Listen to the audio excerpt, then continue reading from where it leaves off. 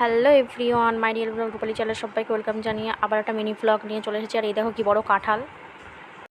আর আজকের হচ্ছে শুক্রবার, আর এখানে রান্না করছি উনুনে আজকে।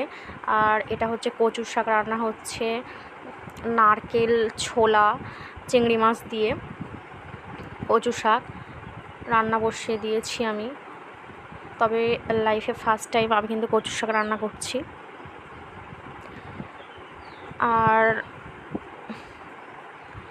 এখন বাজে 9:30 মতো।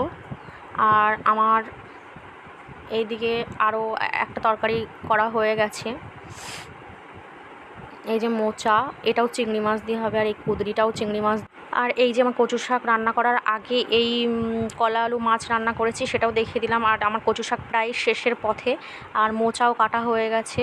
এই যে মোচা আলু দিয়ে চিংড়ি মাছ হবে। আর মামনি এই পুঁটি মাছগুলো কিনে নিয়ে এসেছে সেন্টার থেকে ফেরার সময়।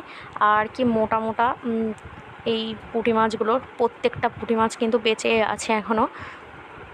আর পুঁটি মাছগুলো পেটে কিন্তু ডিম ভর্তি।